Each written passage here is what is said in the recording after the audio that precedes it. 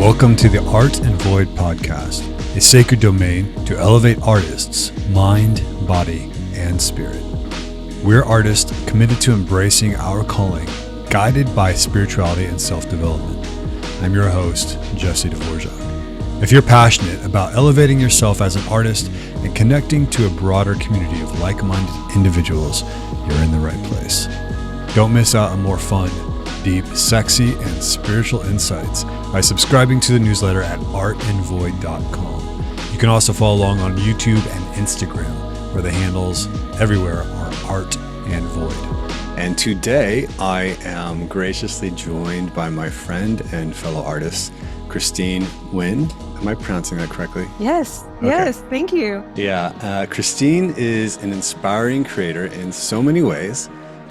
Does a bit of everything, but not in like the typical LA sense, which I think is fun because everyone in LA is like, I'm a model / actor / filmmaker. You're like none of those things, but you're everything else. So it's incredible.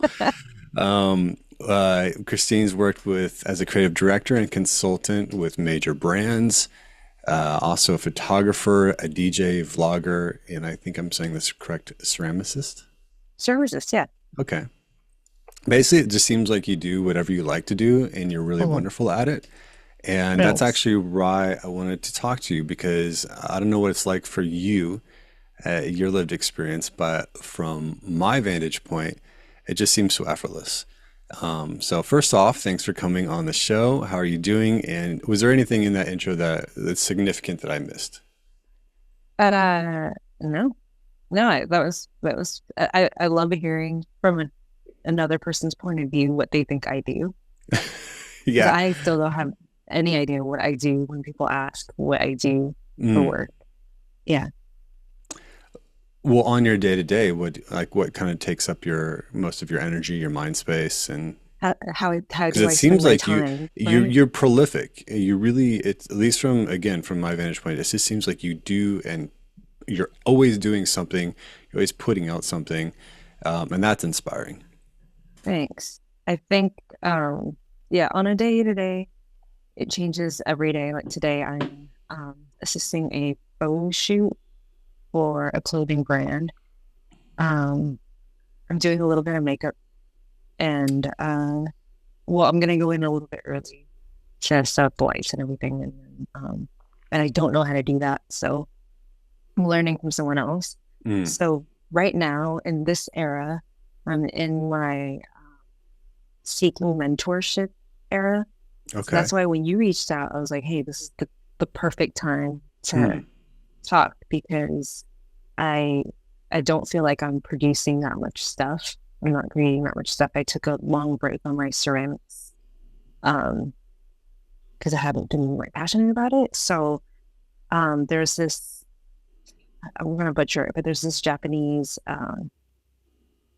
way of thinking where if you are stuck or if you're stagnant in your work or your inspiration, what you do is you help other artists with their passion and their creation while they have a free flow, I guess. So help them out, and then you'll receive some of that inspiration as well, so then you can push it back onto your work. So it's kind of like an energy exchange. Just like if you buy a painting from someone, you're exchanging for their energy. So yeah, so that's what I'm doing right now. That's actually a great insight to share, because I think a lot of times as soon as you step outside yourself, if you're like working on a project or things, there's no magic or something like that to just be in the energy and flow of somebody else that's doing something that they love. And yeah, you're right. Oftentimes when I do that, I come back and I'm kind of recharged with whatever it is that is being presented to me. Right. What's going on with the ceramics? Because as far as I've known you, you've loved it. It's kind of like almost like a little retreat from everything else, like just to go in and start getting your hands dirty. Yeah, I started that in 2018 as a hobby, because at the time my therapist was like, "Hey, you should do something that is outside of being behind a computer or on camera or anything involving electronics, basically." And then she said it should be something that you don't monetize off of, obviously. And then, I got into ceramics because I collect a lot and I'm just passionate about it and I love design. Mm, So I took that up and in a couple of years it became like a viral thing mm, and it was kind of all consuming and it was really fun for a while, but then I think in my head I just kept thinking, hey, I need to find the next viral thing, which isn't like a very honest mm-hmm, um way to approach it, you know? mm, So there was just a lot of pressure to make new things and make things that will grab the attention of people on the internet, which isn't honest to me. It's not the things that I'm passionate about. It's just to get views or like yeah, exposure. yeah, And in a way that's fine too, because then you can you can do things that you want to do, and that would also get exposure because of the other things, all the crap, like, mm-hmm, TikTok dances or mm-hmm, like all the mm-hmm. stuff that people do to get attention. Um, it's not that, but like I was seeking something like that. And I realized it's not, I don't know, it's not serving me. It's not Mm-hmm. helping me at all. So, um, yeah, I'm taking a break from it. And I found myself like anytime I was at the studio, I felt pressure to perform, you know? So, Mm-hmm. so I kind of stepped back from there. I love hearing that. Um, One of the things that I enjoy so much just being your friend and being around you is you just have this really grounded, pleasant presence. You're just like, Thank you. you're really wonderful to be around. It just feels very genuine. And yet, and so even when you're talking about this stuff, like I feel that too. And I think a lot of artists who just want to like make something from their spirit get almost like, Whoops. Sorry. um, sorry, a lot of us artists get like, oh, do I have to do this whole hustle? Do I have to, figure out a way to like, my music. You've done photos for me before, Oh, and it's like my music is not going to work with like TikTok dances. Like that's to like completely betray the integrity of it. right. And so you seem to always just kind of genuinely follow what you love doing, and that's why it's like it's magical to me to see even like your vlogging. Or I remember one time we were hanging out, you're just like, well, I just share what I like. It's just very natural. And then Then, people seem to latch on to it. And even with doing ceramics, you were not going to pursue it, and yet it caught on somehow. And so, do you feel like there's this sort of this almost like inverse magic that people are missing out on when they're just trying to chase whatever, find something that's going to connect and blow up or whatever it is? Or how do you kind of play with that with like, okay, yeah, I want to be mindful of like creating something in the world that people want, and may well, purchase and can support me as an artist, but then like I'm just gonna follow my genuine interests and do what I love. um, it so that comes in waves, right? So Mm-hmm. if like I don't even know how to explain it. Sometimes when things are working out really well, it's like you kind of feast on it, right? So, um, like let's say ceramics is doing really well, I'll just dive deeper into that and then Mm-hmm. like really focus on that, and I don't really like think outside of I'm like all consumed by that thing. Mm-hmm. And that's the same with videos or blogs or like when I was making beauty videos for a brand, it was doing really well and it felt very natural Mm-hmm. and that was fine. But then as soon as it became, if there's any like abrasion or anything, it doesn't feel natural. Then it feels like so much more work, Mm-hmm. and uh, and sometimes it kind of trickles down to everything else that I do too. So that's when I'll take a break. It's not an easy flow, and it changes throughout the year too. So it could be all great one season and then the following season it's so hard. But I think Hmm. that my friend Maddie was talking about this, how if you because I do a lot of separate things, Mm-hmm. um I it takes the pressure off a primary source of income. Yeah. Yeah. Does that answer the question? I don't even know. Yeah, I feel like what I'm also just kind of curious because you I don't know. I know I follow you on the one main Instagram account, but I don't know Mhm. if you have like separate ones for all your separate things. But there's just something, even like DJing, it's just like it just seems Mhm. it's you, and all of Mhm. these are different expressions of you, Right. depending on where you're at in a moment in your life. Does that sound accurate? Yeah, totally. Yeah. Yeah, that Um, sounds accurate. okay. Yeah. And I think um, as a freelancer, I mean, I'm sure you can relate. Uh there's like the feast or famine yeah. situation where Yeah. it can be like very, very good. And then like next season it's like terrible, like the ultimate Mm, terrible. So I think I've done it long enough where I know how to like balance like the finances. mm-hmm. But in terms of inspiration, it's still like, like, Mm, yeah, it's still really scary because I was talking to a friend about this. I haven't had a thought, like an original thought in like 6 months. And I think a part of it might be because I stopped smoking weed, stopped drinking.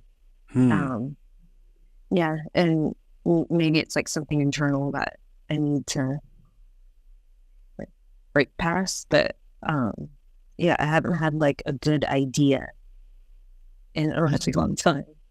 Hmm. So that's why I'm seeking mentorship and I'm like helping a lot of friends with their own projects right now. And so are you feeling like you a certain amount of pressure to do something new or original? Yeah, absolutely. Okay. Always. Okay. Interesting. Although, Um,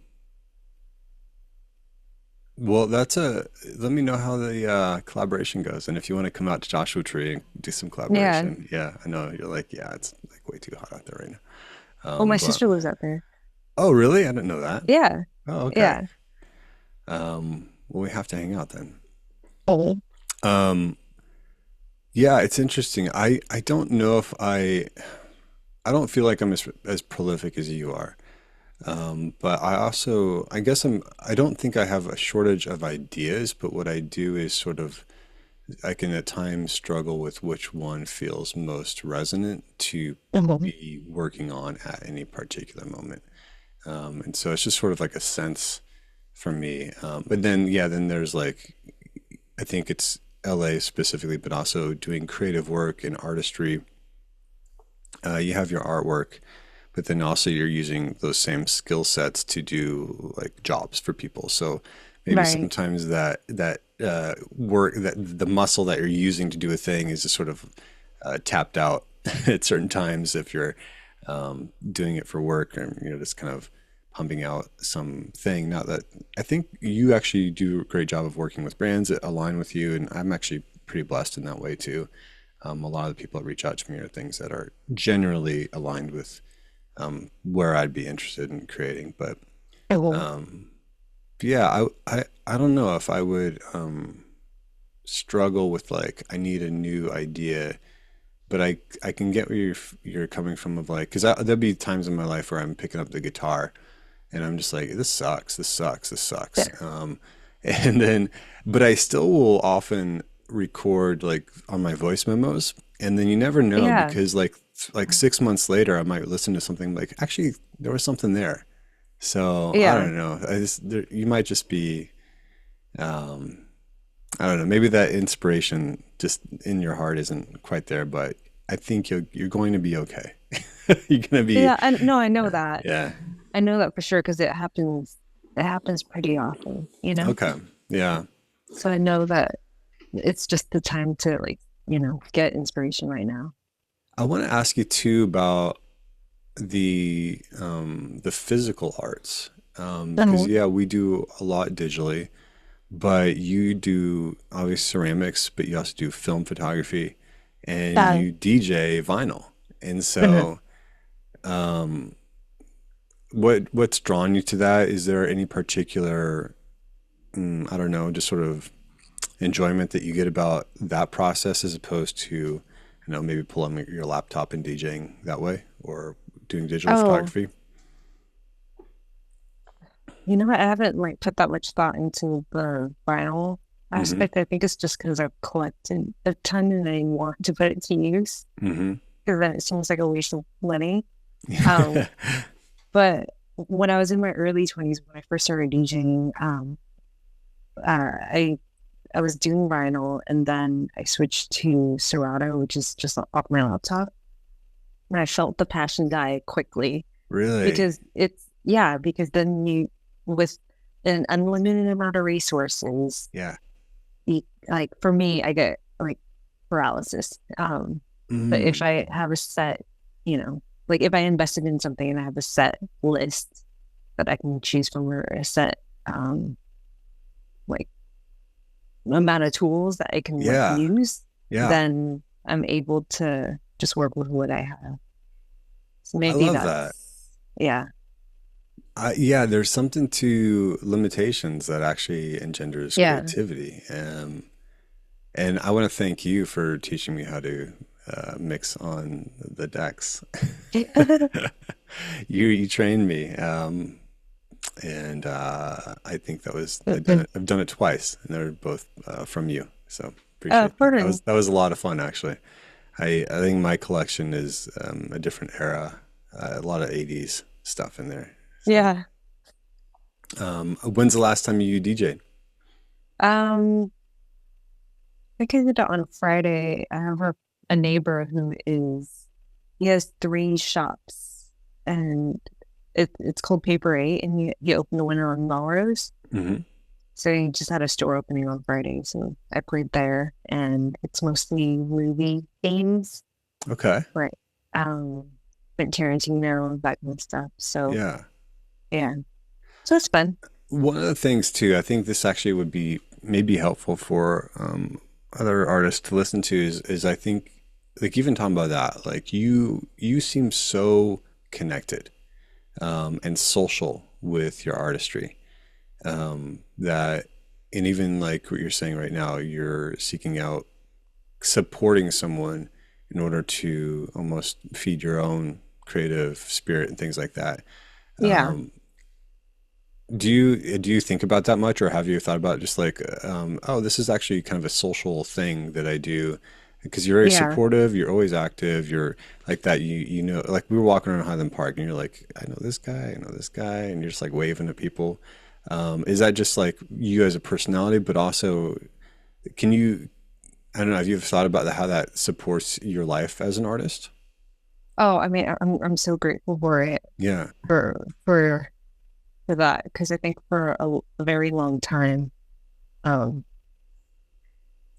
I like when I first moved to LA I think in 2015 and moved from Long Beach, and I had such a strong friend group there, Hmm. and it's just through people that I've hung out with in my early 20s and just the friends that I've made after high school, basically from like Hmm. hobbies or like retail jobs or whatever. Um, anyway, so we were all very tight, and then and to uh Highland Park, obviously didn't know anyone there, so I felt like just incredibly alone. So I leaned in on hanging out with people who I've met on the internet. So through YouTube or through different Hmm. events in that way. Um, and I don't know, just like I, I think it's just being in one place for a very long time. You start to build connections with people, if you're consistently always around Yeah. in a way. Yeah. Well, even just like I have a friend who has clubs, and so I'm DJing. Like that feels very natural. Where I feel like a lot of Yeah. people maybe are like, I want to be a DJ, so I'm going to hit up all these managers, and there's just sort of like a different energy to that, or a different approach to Yeah. that. Where I Sure. feel like you seem very genuine. Like, oh, I've made friends with all these creative people, and it's Yeah. creating openings to do more of what I love to do. Yeah. It I think it's a combination of both, Mm, right? okay. So like I think maybe what I've been doing is I was just thinking back about the other day with my friend Charlie from Virgin Normal. I was thinking about how I know him and my boyfriend was like, "Well, from DJing." And then I'm like, "Oh yeah, I do." But then when I really thought about it, I'm like, well, how do I know him from DJing? Mm-hmm. So it went all the way back, and I remember, like, so I thought all the way back until like when I first met him in his shop. He's a shop called Brutal Normal. I walked in, I really liked the vibe of the shop, and I saw that they had turntables, and I asked him if he ever uses them and stuff. And he's like, "Well, yeah, I have parties here all the time." So I showed up to one of the parties, and then him being such a friendly person, Hmm. um, he reached out and he's like, "Hey, you want to like to meet me one day?" And then I think just like hanging out all the time or just showing up, Mm-hmm. like, and then he has a ton of connections, so he's connected me with a bunch of other people. And Mm-hmm. through that, those people have like different brands that have events and parties and whatever, or open new bars. And so, yeah, so it's just a chain reaction, right? Mm-hmm. Yeah. So I think in a way, if I didn't reach out to that one person in the beginning, like Charlie, for instance, Mm-hmm. um, that network wouldn't expand in that way. Yeah. Yeah. Um, well, it certainly seems like you're having fun. Yeah. Is there anything else that, because we're going to move on to the special segment of in a moment, but Yeah. is there anything else just like that you feel is important for yourself that, you know, I'm not sure if it's not like what would you give advice for people, but just sort of like what do you believe that is important to you to maintaining this? You know, it can be a weird kind of mind-boggling kind of identifying identity, Mhm. confusing at times journey of being an artist, and especially when you're doing so many different things. But like, what is important for you to sort of anchor yourself or to maintain as you've gone throughout this process, and kind of what do you hold on to? Well, I haven't time to. I think I think I've always liked documenting, So, Hmm. um, yeah, I've documented everything and seen photos or video or whatever, and do that. It, maybe that like it's kind of like journaling. So there's always a reference point. Is it so? Do So you journal, or are you just saying documenting like photo wise, or both? Or photos and videos, yeah. okay, Um, interesting. so so to me that's like journaling, though it's not physically Yeah, writing things down. yeah. So I think because I'm very aware of what has happened or what has been going on or whatever, patterns and all that stuff, I think that's helped me Hmm. in my life and in my work. And do you, it's like, are you talking about just like record stuff on your phone and then you go back and review it and kind of reflect Yeah, on it? Okay, yeah, interesting. photos on the phone. Yeah. Yeah, I constantly look, like, document things, like even songs that I've heard, Hmm. like just walking around or at a CVS or whatever, Shazam it, and then uh yeah, just save it, archive it in a way. Hmm. That said, uh, Yes. you have great tastes.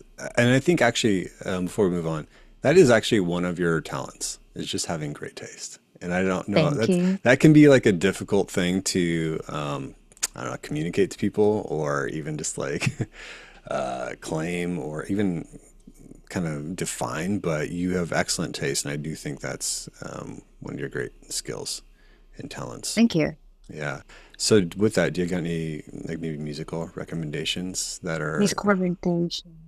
Just like Pratt right now, the new album. Let me type that out I think because you'd like it. I'm so not with it, and if it's anything like mainstream, I'm just like, what is that? So It's what is? not mainstream. Okay. Just saying.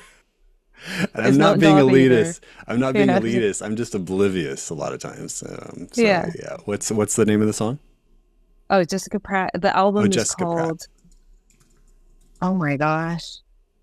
I forget what the album is called, but it's the new album from this Okay. year. I'm gonna listen to Yeah. Jessica Pratt today, Yes, please do. and I'll get back It's to you. the album is great. It just came out a couple months ago, and that's been on my rotation. And all her albums are fantastic. They're all like 30 minutes or less. Hmm. Yeah, Beautiful. great. Yeah. Actually, a lot of times what happens is I listen on Spotify and I'm like, wow, that's Mhm. great. And I'll just throw it on a playlist, but I don't even know who it is. And then someone tells me, hey, you should listen to this person. I'm like, oh, I've been listening to them for like 4 years. I just didn't even know it. So it's Yes. quite possible that's how it happened. Yeah.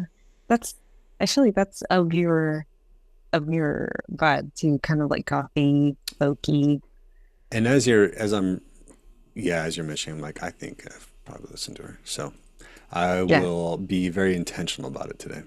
Yeah. All right. Sweet. So, Christine, this is the section of the podcast called Creative Confessions. And it's just a kind of Mhm. a fun way to differentiate, obviously, the podcast from just being a conversation. But this is Creative Confessions where you can share perhaps a surprising story or a confession about your, excuse me, your creative journey that you've never shared publicly. Uh-huh. Or if you don't want to be, you can be revealing or as not revealing as you want, or otherwise, maybe even an idea that you've never given yourself permission to explore, that you secretly want to do artistically, but maybe have Uh-huh. never done, or even like we're like, that's never going to happen. So, what is your creative confession? Creative confessional. So I have a friend who is he's like maybe a year younger than me. Same birthday, same like he's also Vietnamese, he's also the middle child. Like we have so many parallels, but I look up to him so much because I Hmm. feel like he's a genius. He's so smart. He makes really cool decisions and is constantly traveling. And he wrote something recently, and I feel like I follow that without even knowing it, you know? So Hmm. um it's a it's okay. You divide your free time in 3 ways.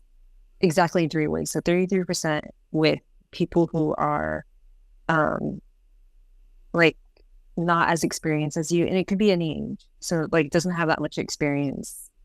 You spend time with them to mentor them, and then you also spend like a third of your time being mentored by people that you look up to, and then a third of your time with people who are you feel are on the same page as you.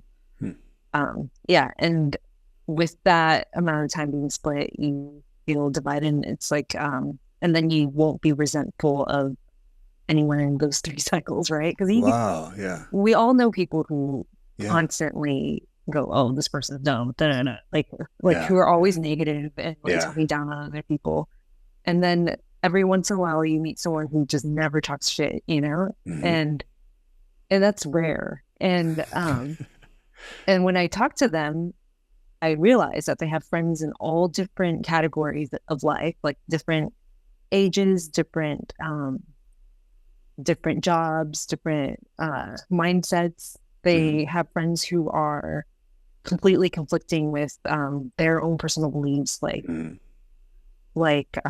friends who don't have the same political beliefs or Hmm. yeah, that kind of stuff, you know?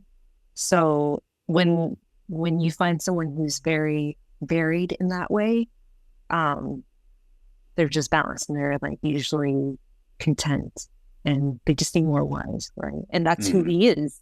So that's what I'm thinking. And so because he wrote that in writing, it's like, hey, divide your time in Hmm. those 3 ways. Um, I've been trying to do that more. So yeah. So I Beautiful. feel like that's kind of a game changer. Yeah. So think about the people you hang out with. Think about the Absolutely. people you spend time with.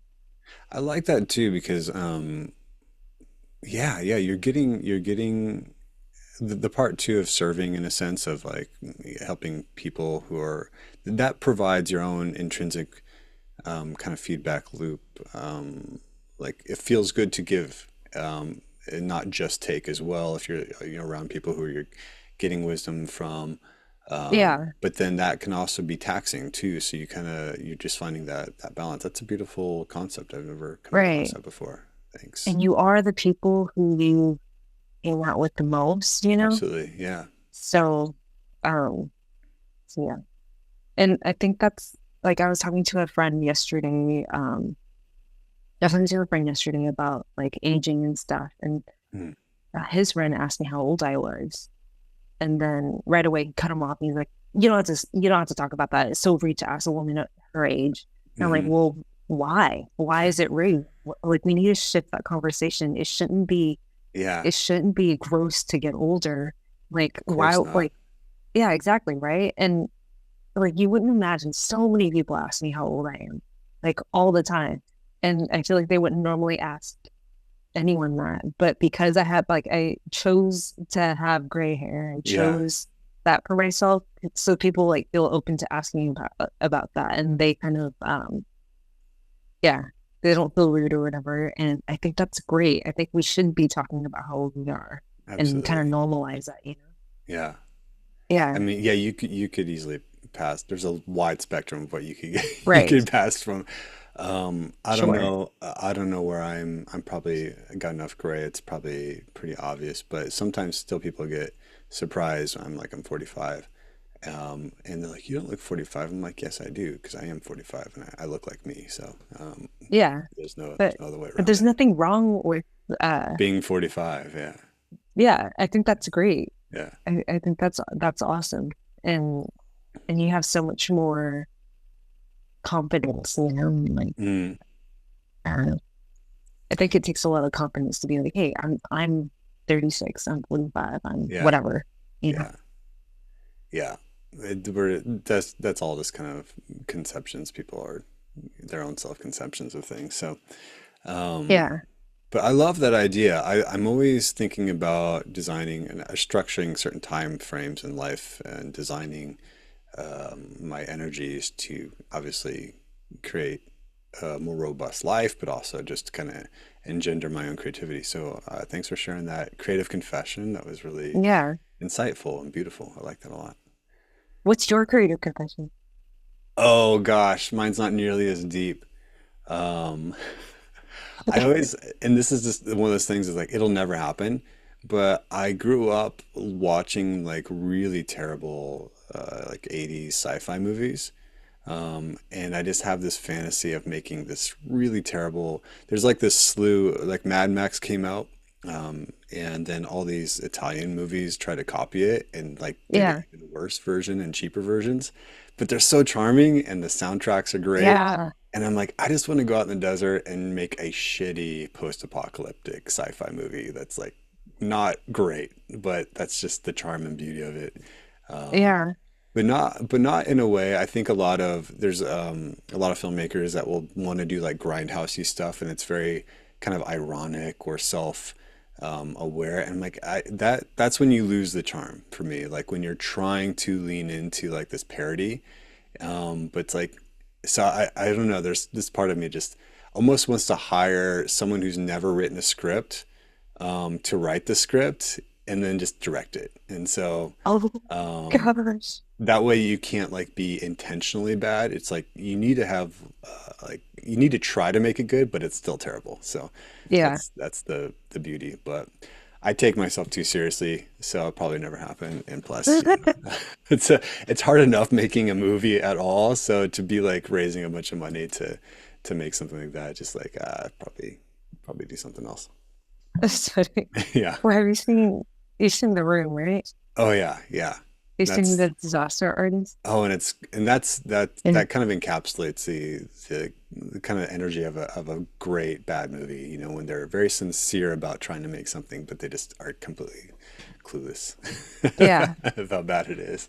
yeah. Uh, I think you um, have too much experience in that world to make something of that Probably. masterpiece Yeah, exactly. so bad that it's a masterpiece. It's a very specific masterpiece. Yeah, yeah. Yeah. Christine, is great to connect with you. For people who are not yet familiar with you, how do they Mhm. find you? I'm on Instagram. My ceramics is under Ceram Wrap, CERANRAP. Okay. And my personal Instagram is Christine, which is CHRI, three S's, three T's, three I's, and yep, and that's it. That's also your YouTube. Are you still doing much YouTube? Oh yeah, oh yeah. So I make a video every week on YouTube. Oh, cool. Yeah, And I'll add those links in the show the notes and all show that stuff. notes. Yeah. Yeah. Thank you so much for joining us this episode of the Art and Void podcast. Hope you found some inspiration and insight from the conversation that will inspire you in your artistic endeavors. And remember that the void is not an emptiness to be feared, but a space of infinite possibilities waiting to be explored. Thanks so much, Christine. Thank you.